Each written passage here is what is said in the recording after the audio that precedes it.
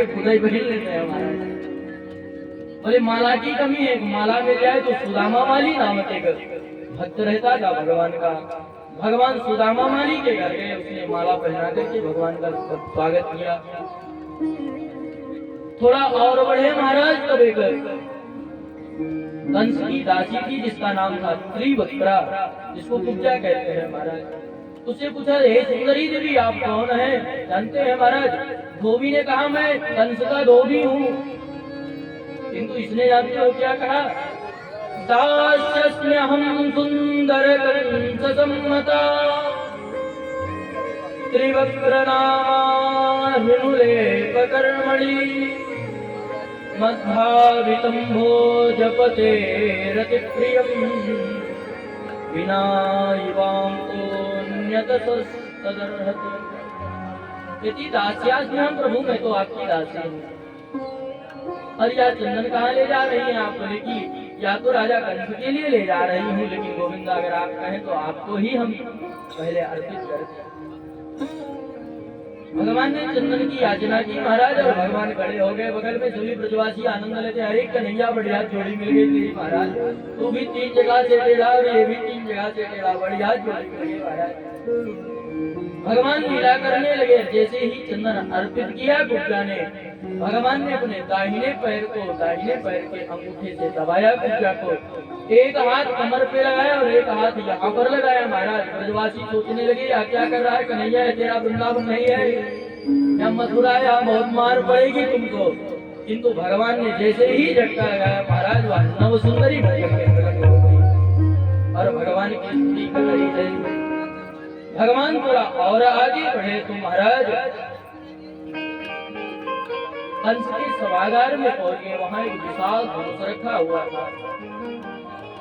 धनुष की रक्षा में सब लगे हुए थे। भगवान शिव का धनुष ही आता था महाराज। सुरक्षा कर्मी लगे हुए थे। भगवान ने कहा कि आज्ञा हो तो इसे क्या उठा करके देखे।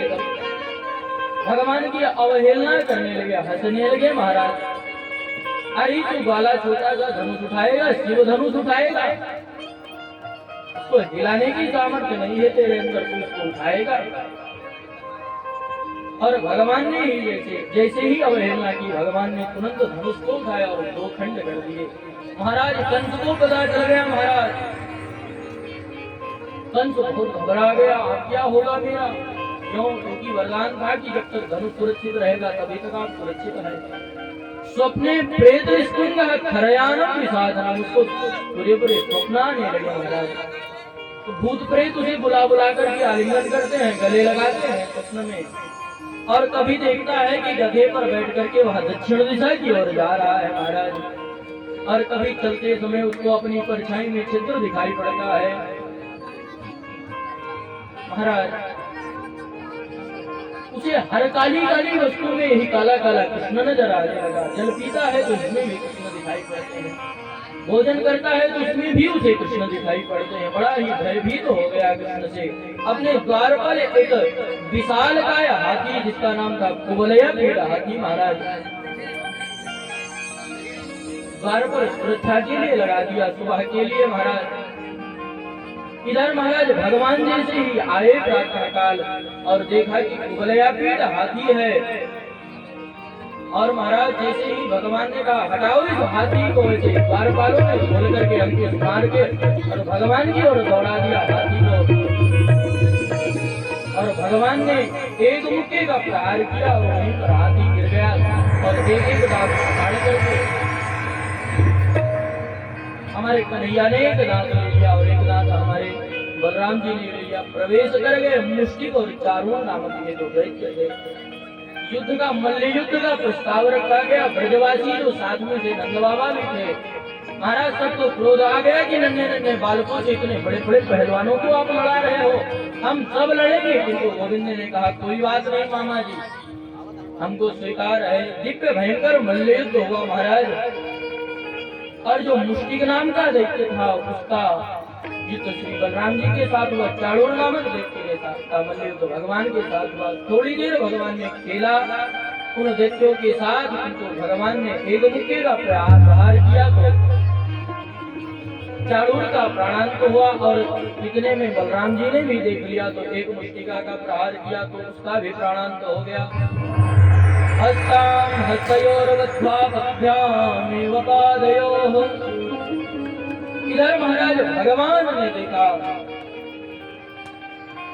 सब दौड़ पड़े, कंस पगला गया, मार दो, पकड़ लो इन ग्वालों को। महाराज सभी दैत्य झपट पड़े और वृंदावन से जो गए थे महाराज ग्वाल वाल, सबका युद्ध भयंकर हो गया।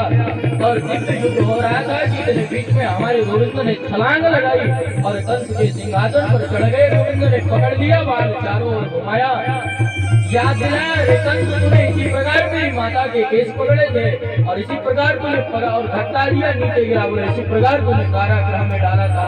और जैसे ही छलांग लगाई, छाती पर गोविंद गिरे, इतने मात्र से कंस का प्राणांत हो गया। बोले कंस समर्दन भगवान महाराज। भगवान ने कंस का उद्धार किया और कारागृह में गए। माता देवकी और वसुदेव जी से मिले, क्षमा प्रार्थना की, पिताजी बहुत दिन बाद बहुत कष्ट सहा आपने, मैंने आने में बड़ी देरी कर दी। भगवान के मन में हुआ कि इतने दिन बाद माता पिता से मिले हैं, कुछ दिन इनके माता पिता के पास रहे। और महाराज अब जब आए तो देखा कि अब भाई अभी तक न कृष्ण, अभी तक दिया जला रहे थे, रास क्रीड़ा कर रहे थे, किंतु न पढ़ाई की न यज्ञ संस्कार हुआ। अब महाराज वसुदेव जी के मन में आया कि यज्ञोपवीत संस्कार होना चाहिए, सुंदर दिव्य भव्य यज्ञोपवीत संस्कार हुआ दोनों भाइयों का। सांदीपनी मुनि के आश्रम में पढ़ने के लिए गोविंद गए। महाराज जिन बालकों को उनके माता पिता सुंदर शास्त्रीय शिक्षा नहीं प्रदान करते, वह माता पिता उन बालकों के शत्रु होते हैं। महाराज शास्त्र कहते हैं, माता शत्रु पिता वैरी, ये न पाठो न पाठिता, न शोभते सभा मध्ये, हंस मध्ये वकोयतः। जैसे किसी हंस के मध्य में महाराज कौवा बैठ जाए, बगुला बैठ जाए, ऐसे ही जिसको सुंदर शास्त्रीय शिक्षा नहीं देते हैं, वह माता पिता शत्रु होते हैं अपने बालकों को। महाराज कुछ दिन भगवान सांदीपनी मुनि के आश्रम में रहे और जब विदा लेकर के जाने लगे, गुरु दक्षिणा के लिए याचना की गोविंद ने कि गुरु जी कुछ मांगिए, किंतु गुरु जी ने कहा मुझे तो कुछ नहीं चाहिए, अपनी माता से मुझको चाहिए। गुरु माता से, महाराज गुरु माता से गोविंद ने पूछा कि माता क्या आपको हम आपको क्या दे सकते हैं। इधर महाराज माता ने कहा, हे गोविंद जब से आप आश्रम में आए थे तब से मुझे कभी पुत्र की याद नहीं आई थी। एक मेरा पुत्र था जो समुद्र के किनारे गया था और लौट करके नहीं आया। हे गोविंद कृपा करके मेरा पुत्र ला करके दे दो, क्योंकि आप ही चले जाओगे तो किसके सहारे मैं रहूंगी। भगवान समुद्र के किनारे गए, समुद्र से याचना की, वहां भी गुरु पुत्र नहीं मिला। महाराज भगवान प्रविष्ट हो गए और शंखचूर नामक दैत्य का वध करके भगवान गुरुपुत्र को लेकर के आए और गुरु माता को सौंप दिया। महाराज इधर पुनः मथुरा में आए महाराज, और लौट करके महाराज जब आए तब हमारे गोविंद मथुरा में 14 वर्ष तक रहे। उसी बीच में एक दिन महाराज जरासंध को पता चल गया, उनकी 2 पत्नियां थी कंस की, अस्थि और प्राप्ति। महाराज अस्थि माने है और भी चाहिए हमें। 2 पत्नियां थी, उनके पिता को पता चल गया। महाराज बार बार आक्रमण करने लगा मथुरा को, इसलिए भगवान मथुरा में ही रुक गए। कुछ दिन के लिए सोचा मथुरा में ही रुकते हैं, क्योंकि अभी मथुरापुरी जो है सुरक्षित नहीं है। एक दिन भगवान बैठे हुए थे उदास। उद्धव जी ने पूछा, हे गोविंद क्या हुआ। उद्धव कहते हैं, भगवान कहते हैं, हे गोविंद मैं ये नहीं कहता हूँ उद्धव आपके वृंदावन में कोई, आपके मथुरा में कोई सुविधा नहीं है, बड़ी सुंदर सुविधा है, लेकिन वृंदावन जैसा आनंद नहीं है यहाँ पर। क्योंकि जो वृंदावन का आनंद है तो ये यशोदा मैया, वो गौ माता है और वह हजारों गोपियां जिनसे मैं झूठ बोल करके चला आया था, परसों आगमिष्यामी अभी तक लौट करके नहीं गया हूँ। मुझे बड़ी याद आती है उनकी, इसलिए मैं तो मथुरा छोड़ करके जा नहीं सकता। इसलिए हे उद्धव जी आप जाइए। महाराज मौसम खराब है, इसलिए कथा को हम जल्दी जल्दी कह रहे हैं, क्योंकि यहाँ जो छठवें दिन की कथा है बड़ी दिव्य कथा है। महाराज भगवान कहते गच्छोद्धव व्रजम सौम्या पित्रोर्नो प्रतिमावह गोपीनां मध्ययोगानां मत्स्य संदेशैर्विमुच्यते। हे उद्धव जी गच्छोद्धव व्रजम, हे उद्धव वृंदावन जाओ, तुम व्रज को जाओ, मेरे पिताजी से मिलो, नंद बाबा से मिलो, और बोले हमारी नंदरानी जो यशोदा मैया है आप उनसे जाकर के मिलो, हजारों गोपियां जो मेरे विरह में रोती हैं उनसे जाकर के मिलो। उद्धव जी कहते हैं ठीक है गोविंद, मैं वृंदावन तो चला जाऊंगा, किंतु ज्यादा देर रुक नहीं पाऊंगा उनके बीच में। क्यों? उद्धव जी अपने को बड़े भारी ज्ञानी मानते हैं, उनके अंदर प्रेम नहीं है। हमारा कितना भी बड़े ज्ञानी हो जाओ, जब तक प्रेम नहीं आएगा तब तक परमात्मा नहीं मिलेंगे। उद्धव जी वृंदावन की ओर चले। भगवान ने अपनी काली कमली उतार करके दी कि ब्रजवासी जिनका मुझसे संबंध नहीं रहता उनसे बात नहीं करते हैं, इसलिए मेरी काली कमली लेकर के जाओ, जिससे कि तुमसे ब्रजवासी मिलेंगे तुमसे। इधर जब से वृंदावन से कन्हैया गए हैं, उनके मित्र सुदामा, तोष, मधुमंगल आदि मित्र आते हैं, जो रास्ता मथुरा की ओर जाता है और वहीं पर बैठे रहते हैं। और महाराज शाम तक बैठते हैं, सुबह से शाम तक कृष्ण आ रहा होगा, कन्हैया आ रहा होगा, और रोज रात को लौट करके आके मैया से कहता मैया तेरा लाला बड़ा कठोर है, आज भी ना आए हो। किंतु महाराज आज एक आशा की किरण जगी, एक मथुरा से आते हुए रथ दिखाई पड़ा, और उस रथ में भी वही चिन्ह लगा था जो अक्रूर जी के रथ पे लगा हुआ। जैसे ही मित्रों ने देखा महाराज दौड़ लगा दी रथ के ऊपर, मेरा कन्हैया आ गया, मेरा कन्हैया आ गया। मधुमंगल नामक सखा छिप करके बैठ गया, बोला मैं रूठ गया भगवान से, मैं तो गोविंद से रूठ गया। बोले चल भाई अपना मित्र आ गया। बोले मैं तो नहीं जाऊंगा। क्यों? बोले कन्हैया आएगा, मेरे चरणों को पकड़ करके मुझसे माफी मांगेगा, तब मैं जाकर के कहीं उससे मिलूंगा। और महाराज सभी सखा बोले तू तो बैठ रूठ, और मुझसे तो रूठा नहीं जाता, पहले तो अपने कन्हैया से दौड़ते हुए जैसे सखा जा रहे थे, वैसे ही सखाओं ने देखा महाराज जो रूठा हुआ मधुमंगल था वह दौड़ में सबसे आगे जा रहा था। पूछा मित्र तू तो रूठ गया था? बोले रूठ तो बाद में लेंगे, पहले अपने कन्हैया को हृदय से लगा करके प्रेम तो कर ले। दौड़ते हुए गए, और महाराज जब रथ का पर्दा हटा करके देखा तो उसमें कन्हैया नहीं थे, अभी तो कोई और बैठा हुआ था। ब्रजवासियों ने कहा वाह रे कन्हैया, इतने दिन बाद याद भी आई तो खुद नहीं आए, मित्र को भेज दिया। परसों आगमिष्यामी, परसों कह करके बरसों बाद याद भी आई तो मित्र को भेज दिया। उद्धव जी कहते मैं उद्धव वृंदावन से आया हूँ, कृष्ण ने भेजा है, बताइए नंदरानी का महल किधर है? यशोदा मैया किधर मिलेंगी? राधा रानी किधर मिलेंगी? बाल कहते हैं हे उद्धव जी जब से वृंदावन छोड़ करके कन्हैया गए हैं तब से तो नंद महल का रास्ता एकदम सीधा हो गया है, किसी से पूछने की आवश्यकता नहीं है। यह जो जल बहता हुआ दिखाई पड़ रहा है ना, इसी जल को पकड़ करके चले जाओ। बोले क्यों? बोले यह जल जो है किसी पनारे का नहीं है, किसी नदी सरोवर का नहीं है। जब से कन्हैया वृंदावन छोड़ करके गए हैं, हजारों गोपियां, हजारों ग्वाल, हजारों गौ माताएं उनके विरह में 24 घंटे रोती हैं। उनके अश्रुओं का यह जल है, इसी जल को पकड़ करके चले जाओ, तुम सीधा नंद भवन पहुंच जाओगे। महाराज उद्धव जी आए, यशोदा मैया को सुनाई कम पड़ता है, मैया मैं उद्धव। किसी ने कहा जोर से बोलो, जब से कन्हैया गए हैं इनको सुनाई भी देना बंद हो गया। जोर से बोला मैं उद्धव वृंदावन से आया हूँ, कृष्ण का सखा हूँ। मैया का धीरे बोलो। क्यों? बोले कितनी मुश्किल से तो मेरा कन्हैया सोया है, और जोर से बोलोगे तो नींद जग जाएगी, उड़ जाएगी नींद उसकी। दिन भर लीला करता है, कहीं चंदा मांगे, कहीं खिलौना मांगे, कहीं बहू मांगे, मेरा ब्याह करा दो। यशोदा मैया कहती है मैंने अभी अभी लाला को सुलाया है। महाराज रात्रि भर रुके, माता यशोदा ने इतने अकाट प्रमाण दिए उनको कि उद्धव बावरे हो गए हैं। प्रातः काल हुआ, बोले गोपियां कहाँ मिलेंगी, हमारी राधा रानी कहाँ मिलेंगी। महाराज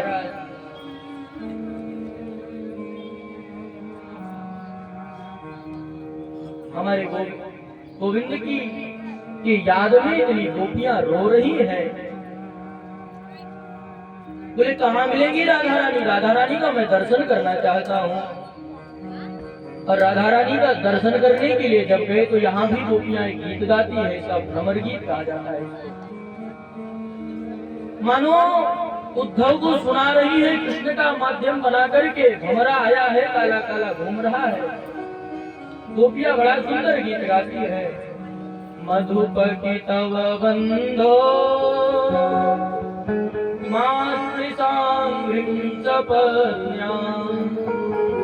कुछ विदुलित माला कुंकुमस्मश्रुभिर्नः वहतु मधुपति स्तन मालिनीनां प्रसादम् यदु सदसि विडम्ब्यं यस्य दूतस्त्वमी। ए भौरे तो उसी कन्हैया का दूत है ना, मित्र है।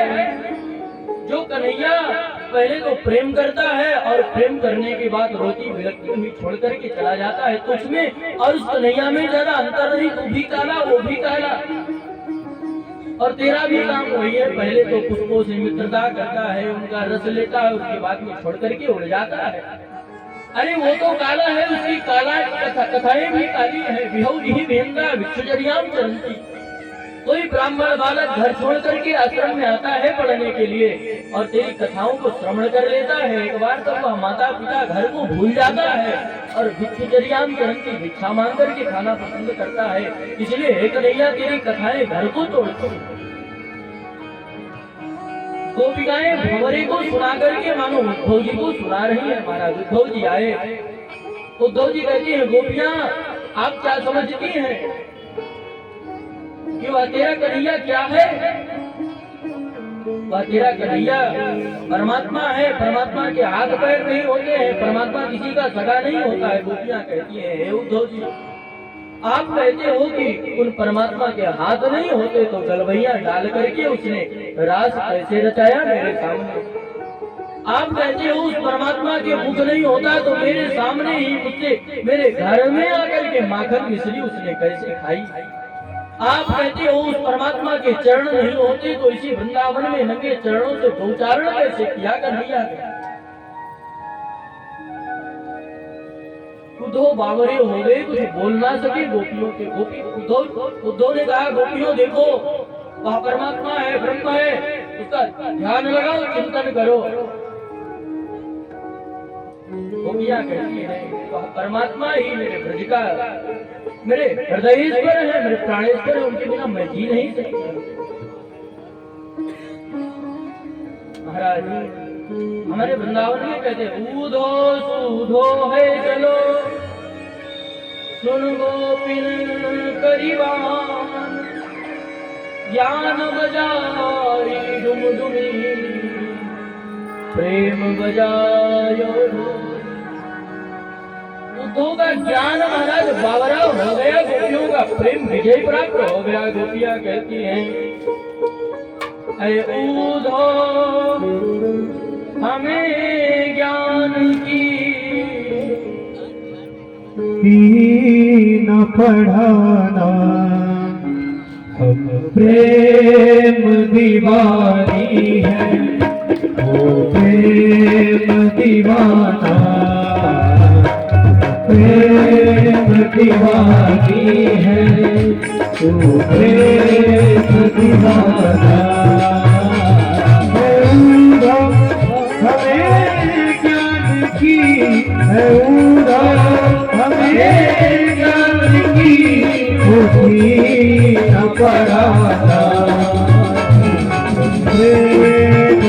दीवानी है, वो प्रेम दीवाना, प्रेम दीवानी है, वो प्रेम दीवाना।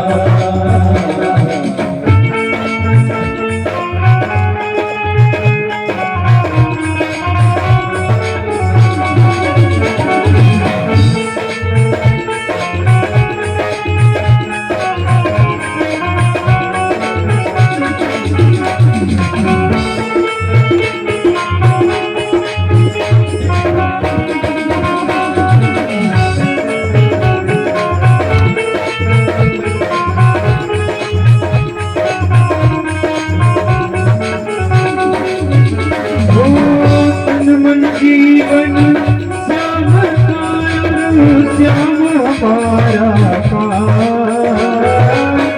तन मन जीवन श्याम श्याम हमारा रोम रोम में रम रहा है मोहब्बत वाला प्यार, रोम रोम में मोहब्बत वाला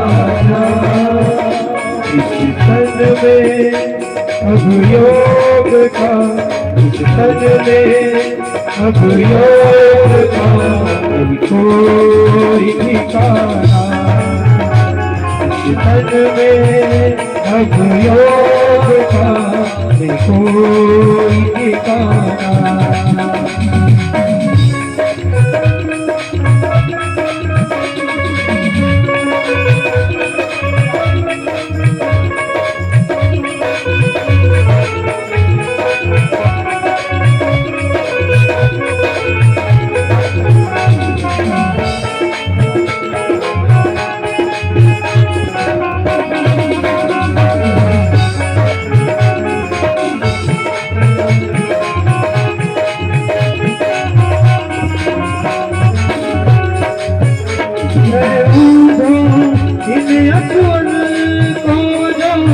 हरिसन मुख ले जाओ, उनको इन अकबर को जो हरिसन मुख ले जाओ, पूछे हरि कुशल चरणों में दियो चढ़ाओ, पूछे हरि कुशल चरणों में दियो चढ़ाओ।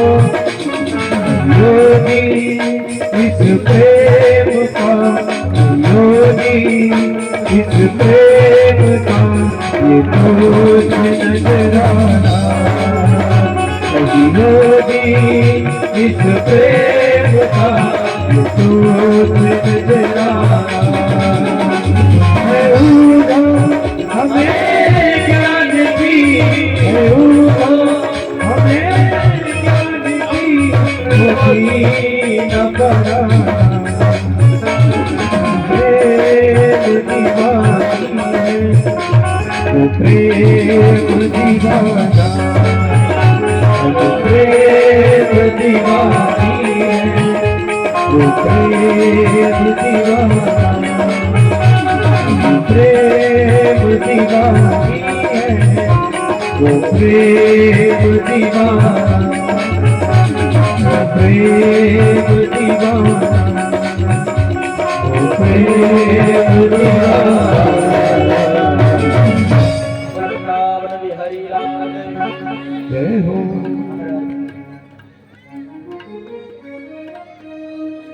दो चार मिनट के लिए आए थे उद्धव जी, लेकिन ऐसा गोपियों ने ऐसे प्रेम का ऐसा प्रमाण दिया महाराज कि उन गोपियों के अश्रु की धार बह पड़ी और उन अश्रु के धारों से एक महाराज सरोवर बन करके प्रकट हुआ। वह सरोवर देखते देखते नदी के रूप में परिवर्तित हुआ, नदी से वह सागर के रूप में परिवर्तित हो गया। उस सागर में ऐसी डुबकी लगाई महाराज कि उवास प्रतिचिन्ह आसान, कई महीने बीत गए उद्धव जी को। वही उद्धव जी जो ज्ञान के अंधकार में महाराज ज्ञान के अभिमान में बैठे थे, उन वालों के बीच में मैं ज्यादा देर बैठ नहीं पाऊंगा। आसाम हो चरण रेणु जसाम श्याम वृंदावने किमपि उल्मलतो सदीनाम। जो ज्ञान के अभिमान में अभिमत थे ऐसे उद्धव जी जानते हैं क्या कह रहे हैं? हे गोविंद, यदि दोबारा मुझे जन्म देना ना तो वृंदावन में देना। मैं वृंदावन का मनुष्य बन पाऊं ऐसी तो पात्रता मेरे अंदर है नहीं। मैं वृंदावन का पशु भी बन जाऊं ऐसी भी पात्रता नहीं है। सब कहते हैं किमपि वृंदावने किमपि गुलमलतो सदीनाम। हे गोविंद, कहीं घास का तिनका बना देना मुझे वृंदावन में। कुछ भी बनाना, गिरिराज जी की तलहटी का एक पत्थर का टुकड़ा बना देना गोविंद, लेकिन अब की दोबारा मुझे कुछ बनाना तो वृंदावन का बनाना। वृंदावन दे नंद ब्रज स्त्रीणाम पादरेणुमभीक्षण सा यासाम हरिकथोतीतम पुनाति भवदत्रयी। उद्धव जी जब निकले भाव से बाहर तो पता है उद्धव ने गोपियों को प्रणाम नहीं किया। उनको उद्धव जी में खुद में ग्लानि हो रही है कि मेरे अंदर ऐसी योग्यता नहीं है गोपियों को छू पाऊं मैं। बोले फिर किसको प्रणाम किया? बोले गोपियों की चरणों की धूलि को अपने मस्तक पर धारण किया और गोपियों से कहा कि हे गोपियों, कल का सूर्योदय नहीं होगा उससे पहले कन्हैया तेरे पास। अरे कितना कठोर है कन्हैया, तुमको छोड़ करके वहां पड़ा हुआ है। आज उद्धव जी आए और महाराज कन्हैया कहते हैं वृंद में आइए ज्ञानी जी आइए।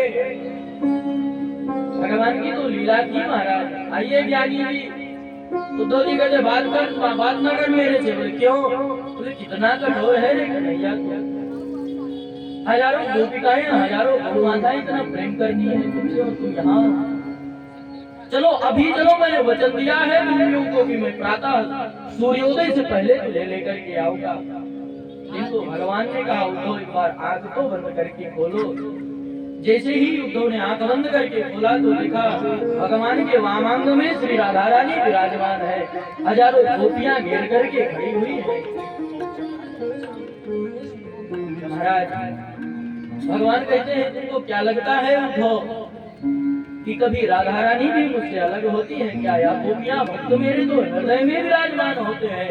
जैसे भगवान का भक्त भजन करते हैं ऐसे भी भगवान का भी भजन, भगवान भी अपने भक्तों का भजन करते हैं। उद्धव जी ने देखा कि झूला झूल रही है, हजारों सखियां झूला झूला रही है और हमारे श्याम सुंदर श्री राधा रानी के साथ झूला झूल रहे हैं। हमारा भगवान कहते हैं हे उद्धव, तुम्हारे अंदर ज्ञान तो बहुत था किंतु तुम्हारे अंदर प्रेम की कमी थी, भक्ति की कमी थी, इसलिए तुम्हें मैंने वृंदावन की धरती पर भेज दिया जो भक्ति की भूमि है ऐसी वृंदावन। महाराज गिरिराज जी की तलहटी में देखेंगे महाराज तो एक जगह पर 1008 बार उठ करके बैठते हैं फिर आगे बढ़ते हैं। उनका जीवन ही बीत जाता है, केवल गिरिराज जी की परिक्रमा में ही बीत जाएगा महाराज। भक्ति की भूमि वह वृंदावन धाम महाराज। वृंदावन के वृक्ष को मर्म न जाने को, जहाँ डाल डाल अरुपात श्री राधे राधे। महाराज वहाँ नहीं चलता, साइड में प्लीज थोड़ी ना चलता है वृंदावन में राधे राधे। आप लोग तो बोल नहीं पाएंगे, प्रेम से बोले राधे राधे। महाराज वहाँ पर रिक्शा वाला भी यदि आपसे महाराज गली मांगता है तो अभी राधे राधे बोलता है। दुकान वाला भी महाराज दुकान पर भी कोई जाता है तो राधे राधे भैया हमको ये सामान चाहिए, हर बात में राधे राधे। तो महाराज ऐसा हमारा पावन वृंदावन धाम, वृंदावन की प्रीति प्रति प्रीति हो गई उद्धव की। भगवान ने उनके अंदर भी प्रेम जागृत कर दिया। और इधर हम दशम स्कंद के उत्तरार्ध में प्रवेश कर रहे हैं। जैसे ही महाराज कंस को भगवान ने मार दिया, उनकी पत्नियां भाग करके अपने पिता के घर गई, जरासंध के घर गई और जरासंध ने आक्रमण कर दिया, मथुरा पर आक्रमण कर दिया। भगवान ने महाराज समग्र सेना को नष्ट कर दिया और जरासंध को जीवित छोड़ दिया। ऐसे करके जरासंध ने 17 बार आक्रमण किया, 17 बार भगवान ने उसे मार दिया, उसके सेना को मार दिया और उसे छोड़ दिया महाराज। अब की बार जरासंध जब 18वीं बार आक्रमण करने आया, अब ब्राह्मणों को बिठा करके आया, ये ब्राह्मण देवताओं पाठ करो, अगर अब मैं जीत गया तो तुमको माला माल कर दूंगा, अब हार गया अगर अब की बार तो तुमको सबको मार दूंगा। और हमारे गोविंद तो ब्राह्मण भक्त है, नमो ब्राह्मण्य देवाय को ब्राह्मण हिताय। हमारे गोविंद तो ब्राह्मणों के लिए ही अवतार गाय, और ब्राह्मण और महाराज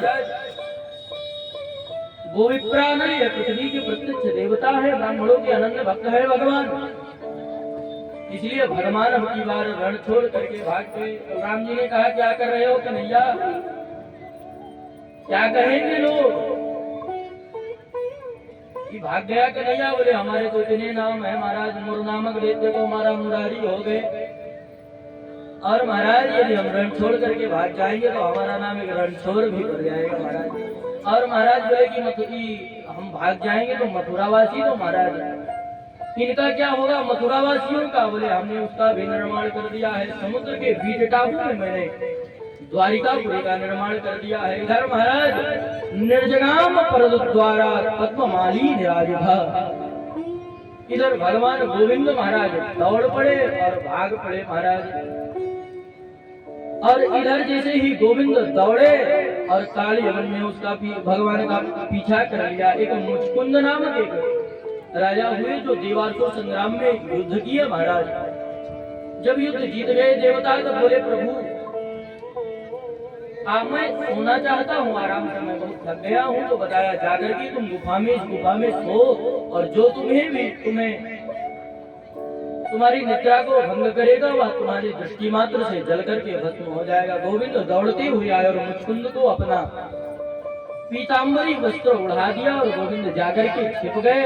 और जैसे ही दौड़ता हुआ कालियवन और मुचकुंद को एक लात मारा, मुचकुंद जी महाराज के नेत्र खुले और नेत्रों से जल करके वही वह भस्म हो गया महाराज। और इधर मथुरापुरी में महाराज 11 वर्ष की अवस्था में भगवान ने वृंदावन को छोड़ दिया और मथुरा बुलाए, और 14 वर्ष तक मथुरा में रह करके असुरों का उद्धार किया। और आज 25 वर्ष के जब हमारे कन्हैया हो गए तब द्वारिकाधीश बने महाराज। भगवान एक जगह नहीं रहे महाराज, 4 वर्ष वृंदावन में रहे, 14 वर्ष मथुरा में रहे, 25 वर्ष की अवस्था में आज द्वारिकाधीश बने। और महाराज इनका प्रथम विवाह हुआ भगवती लक्ष्मी स्वरूप श्री रुक्मणी जी के साथ हुआ। परीक्षित बोले एक क्षण प्रभु, हमने इस विवाह के बारे में बहुत कुछ सुना है, कृपा करके मुझे इस विवाह के बारे में विस्तार से बताइए। भगवान भीष्मक सुताम रुक्मणीं रुचिराननां राक्षसेन विधानेन उपयेम इति श्रुतम्। परीक्षित कहते हैं प्रभु मैंने सुना है कि भगवान का यह विवाह राक्षस जी से हुआ है। महाराज विवाह की कई विधियां होती है, सर्वप्रथम विधि होती है ब्राह्म विधि। वर वधू को महाराज पिता माता पिता जिस वर का हाथ पकड़ा दे, जिस वधू का हाथ पकड़ा दे, उसी में अपनी प्रसन्नता मान ले, इसे ब्रह्म विवाह कहते हैं। गांधर्व विवाह है कि महाराज वर वधू ने एक दूसरे को पसंद किया और महाराज वरमाला डाल करके विवाह कर लिया। और महाराज एक विवाह और भी है कि माता पिता नहीं मान रहे हैं तो हरण करके विवाह कर लिया, कि राक्षस विधि का विवाह करते हैं। तो भगवान का राक्षस विधि से विवाह हुआ। राजा शीत भीष्म को नाम विदर्भाधिपतिर्महान् तस्य पंचा भवन पुत्रा कन्यैका चवरानः। राजा शीत भीष्म को नाम, एक भीष्मक नाम के राजा थे। उनकी एक ही बेटी थी, उनका नाम था रुक्मणी। और महाराज इनके 5 बेटे थे, रुक्मी, रुक्मरथ, रुक्मबाहु, रुक्मकेशी तथा रुक्ममाली। इनमें सबसे बड़ा था रुक्मी महाराज। एक दिन महाराज भीष्मक ने सभा में प्रस्ताव रखा कि हमारी रुक्मिणी विवाह के योग्य हो गई है, अब रुक्मिणी का विवाह करना चाहिए। इतने में महाराज रुक्मी खड़ा हो गया और बोल दिया, देखिए पिताजी, 5 भाइयों की एक बहन है और हम सब भाई मिलकर के बड़े धूमधाम से इसका विवाह करेंगे, सुंदर विवाह करेंगे, इसलिए आप चिंता मत करो महाराज। और महाराज दूसरे दिन दौड़ करके आया, पिताजी परसों बारात आ रही है। बोले कहाँ से आ रही है भाई, इतनी जल्दी आपने विवाह कैसे पक्का कर दिया कि परसों बारात आ रही है? बोले ऐसे वैसे नहीं महाराज, सिंधु नरेश दमघोष पुत्र श्री शिशुपाल जी के साथ में इनका विवाह संपन्न होगा। इधर महाराज रुक्मिणी जी को पता चल गया, रुक्मिणी जी तो भगवान की अनन्या है महाराज, वह तो लक्ष्मी स्वरूपा है, लक्ष्मी तो गोविंद की है। भाभी से जाकर के बताया महाराज, भाभी ने सहायता की रुक्मिणी जी की। और महाराज रुक्मिणी जी ने एक पत्र लिखा, ब्राह्मण देवता के हाथ से भेजा। भक्त तो कहते हैं या ब्राह्मण देवता और कोई नहीं, हमारे हनुमंत लाल जी महाराज ये ब्राह्मण का वेश धारण करके आए। और महाराज रुक्मिणी जी पत्र लिखती हैं, 8 श्लोकों में रुक्मिणी मंगल पत्र लिखा है। श्रुत्वा गुणान भुवन सुंदर सुन्वतां ते निर्विश्य कर्ण विवरैर्हरतोऽङ्गतापम् रूपं दृशां दृशमतामखिलार्थलाभम् त्वय्यच्युता विशति तत्पत्रं मे। हे प्रभु, श्रुत्वा गुणान, मैंने आपको देखा तो नहीं है, केवल सुना है, आपके रूप को तो नहीं देखा है, किंतु प्रभु अपने ही एक मनगढ़ंत रूप से मैंने एक आपकी झांकी अपने हृदय में तैयार कर ली है प्रभु। श्रुत्वा गुणान भुवन सुंदराम थे, इसलिए हे प्रभु, हे अच्युत, आपको यहाँ मैं पत्र लिख रही हूँ। बोले किस लिए लिख रही हैं? बोले प्रभु, मैंने मन ही मन आपको पति रूप में पति रूप में मान लिया है, आपको पति मान लिया है प्रभु। इसलिए हे गोविंद, कहीं शेर का भाग सियार ना लेकर के चला जाए, इसलिए हे गोविंद आप पधारिए। परसों मेरा जयमाल है महाराज। नहीं महाराज, स्वयंवर है, स्वयंवर महाराज, स्वयंवर है, स्वयंवर में आप पधारिए प्रभु। हमारे भाई ने ऐसी सारा वृत्तांत लिख दिया। बोले कहाँ आना है? बोले अंतः पुरांतरचरी मनिहत्य बंधो स्वाम त्वहे कथिमते। हे प्रभु, मेरे यहाँ की एक परंपरा है कि जब किसी भी कन्या का विवाह होता है तब वह भगवती के पूजन के लिए जाती है, और मैं भी भगवती का पूजन के लिए जाऊंगी। आप भी कृपा करके वहीं आ जाइएगा गोविंद। इधर महाराज जैसे ही पत्र मिला भगवान को, भगवान ने पत्र पढ़ा, भगवान निकल पड़े। बलराम जी ने पूछा कहाँ जा रहे हो? वहीं जा रहे हैं। कहाँ? बोले वहीं महाराज। बलराम जी से कुछ नहीं बताया और निकल लिए गोविंद रथ लेकर के। और महाराज इधर बलराम को समझ ही गए थे। इधर रुक्मिणी जी महाराज अच्छोड़ी सेना के साथ आई हैं, भगवती का पूजन कर ले। दुर्भगया मेधाता नानुकूलो महेश्वरः देवी वाविमुखा गौरी रुद्राणी गिरिजासु। हे गिरिजा माता, हे सती माता, हे गौरी माता, मैंने आपकी बहुत सेवा की है किंतु आज तक आपसे कुछ नहीं मांगा है।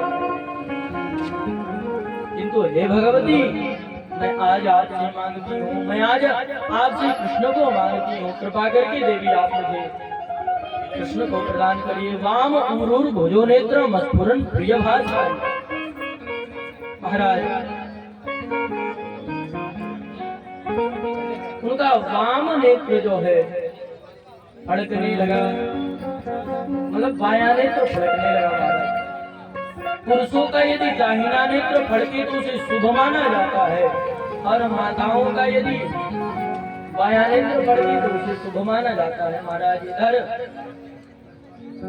बारात लेकर के शिशुपाल आया है, और इधर शिशुपाल कहता है कि महाराज हमने कृष्ण को भी देखा है। बोले कृष्ण आ गया है महाराज, तब तो कुछ ना कुछ गड़बड़ जरूर होने वाला है। बोले कोई बात नहीं, उसकी क्या सामर्थ्य जो आएगा, जरासंध भी बारात में आया है महाराज। माता रुक्मिणी ने देवी का पूजन किया। इधर गोविंद आए और गोविंद उसी सेना के मध्य में जाकर के खड़े हो गए। और जैसे ही महाराज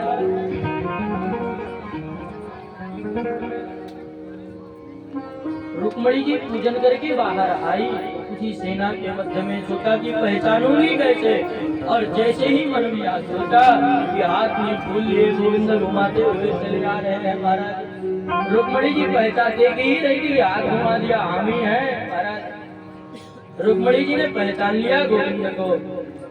और गोविंद महाराज बढ़िया मटकते हुए जा रहे हैं। और तो सैनिक लगे थे सुरक्षा में, वह कहते अरे देखो यार कौन है, इसका मुकुट देखो कितना सुंदर है। कोई कहता है मुकुट की बात छोड़ो, इसका वस्त्र देखो पीताम्बर कितना सुंदर है। और महाराज सम्मोहित हो गए गोविंद की चाल ढाल पर, मुस्कान पर। कोई कहता देखो मुस्कुराता कितना बढ़िया है। वह भूल गए हम किस लिए आए थे। और भगवान जैसे रुक्मिणी के पास गए, एक तो कहता महाराज जोड़ी देखो कितनी सुंदर है। और वैसे ही गोविंद ने गोद में उठा लिया, अरे महाराज कितना दिव्य झांकी लग रही है। और गोविंद चल दिए लेकर के महाराज रथ के पास पहुंच गए। कोई कहता है चाल तो देखो कितनी सुंदर है, कोई कहता है चाल को छोड़ो रथ के घोड़े देखो कितने सुंदर है। और भगवान ने रुक्मिणी को बिठाया महाराज और रथ हाँका। और कोई कहता देखो कितने वायु वेग से दौड़ रहे हैं घोड़े महाराज। भगवान लेकर के रुक्मिणी जी को निकल लिए महाराज। जब समय बीत गया तब सोचा कि हम किस लिए यहाँ आए थे। बोले हम तो रुक्मिणी जी की सुरक्षा में आए। बोले रुक्मिणी जी कहाँ है? बोले तो ले गया महाराज। अब पीछा किया जाकर के महाराज खबर दिया। शिशुपाल को बड़ा कष्ट हुआ, तो दूल्हा बन के आया महाराज, दुल्हन चली गई महाराज। ऐसे सब गड़बड़ हो गया महाराज।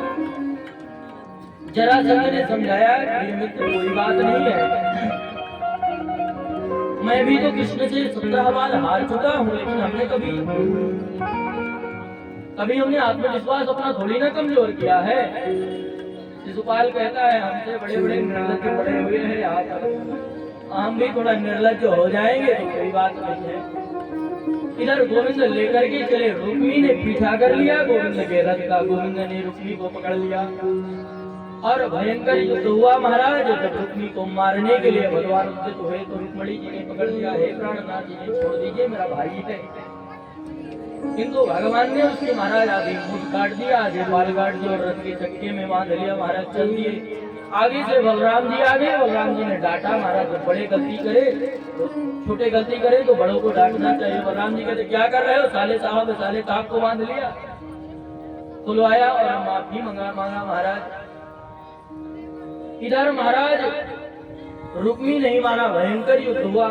बलराम जी ने कहा ऐसा है कन्हैया तुम लेकर के रुक्मिणी जी को चलो, हम इनको देखते हैं। हलमूसल उठाया और सभी का महाराज प्राणांत कर दिया। इधर वृंदावन आए और आज तो झांकी की भी व्यवस्था थी। झांकी कहाँ गई पता नहीं महाराज। सुमित जी कहाँ है महाराज? मौसम अच्छा ना होने के कारण से ही जल्दी कथा हमने करी है, नहीं तो आज की कथा तो बहुत अच्छी थी। और भी भागवत की कथा महाराज तो कभी भी दास यदि भागवत की कथा करता है महाराज तो हमको छठवें दिन का बड़ा इंतजार रहता है। क्यों? क्योंकि मैं पंचाध्यायी की कथा से बड़ा प्रेम है महाराज। जो राज पंचाध्यायी की कथा है महाराज, कभी एक बार यदि अवसर मिलेगा कहीं पर तो हम 7 दिन की कथा केवल पंचाध्यायी का ही करेंगे, क्योंकि जी भर की बोल नहीं मिलता महाराज। यदि बोलना प्रारंभ करें तो महाराज महीनों तो गोपी गीत पर ही निकल जाएंगे। तो कभी भी यदि अवसर कहीं पर भी मिला तो यूट्यूब के माध्यम से आप लोग को मिल जाएगा। पंचाध्यायी की कथा विस्तार से महाराज 7 दिन 10 दिन जैसे भी होगा। इधर महाराज भगवान रुक्मणी जी को लेकर के द्वारिका पर आए और द्वारिकापुरी एकदम नववधू की बातें सुसज्जित की गई, बढ़िया से सजाई गई महाराज। और यहाँ ला करके द्वारिका में दिव्य रुक्मणी मंगल भगवान का विवाह संपन्न हुआ। या हम सब भी भगवान के विवाह की बात करते हैं। और एक बात और महाराज, भगवान आजकल महाराज शादी विवाहों में डांस करने का, नाचने का, नृत्य करने का बड़े पहले से लोग अभ्यास करते हैं कि हम तो नृत्य करेंगे।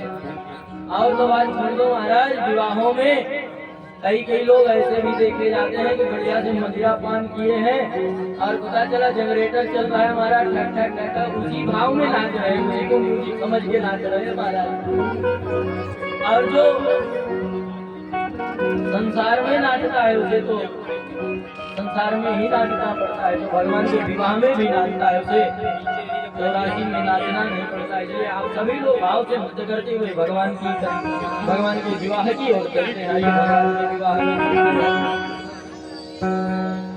ओ मेरी सखियों मुझे मेहंदी लगा दो, आओ मेरी सखियों मुझे मेहंदी लगा दो, मेहंदी लगा दो मुझे ऐसी सजा दो, मेहंदी लगा दो मुझे ऐसी सजा दो, मुझे श्याम सुंदर की दुल्हन बना दो, मुझे श्याम सुंदर की दुल्हन, अरे मुझे श्याम सुंदर की दुल्हन बना दो, मुझे श्याम सुंदर की दुल्हन बना दो।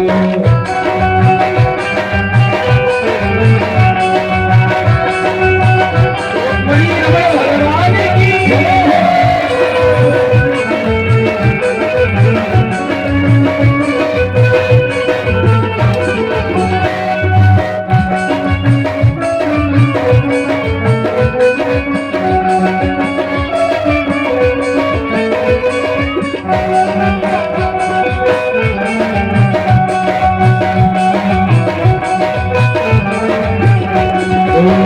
सत्संग में मेरी बात चलाई, सत्संग में मेरी बात चलाई, सत्संग में मेरी बात चलाई, सत्संग में मेरी बात चलाई, सतगुरु ने मेरी कीनी सगाई, सतगुरु ने मेरी कीनी सगाई, सतगुरु ने मेरी कीनी सगाई, सतगुरु ने मेरी कीनी सगाई, गोकुला के हाथ लेवा तो करा दे, गोकुला के हाथ लेवा तो करा दे, मुझे श्याम सुंदर की दुल्हन बना दो, मुझे श्याम सुंदर की दुल्हन बना दो, मुझे श्याम सुंदर की दुल्हन बना दो, मुझे श्याम सुंदर की दुल्हन,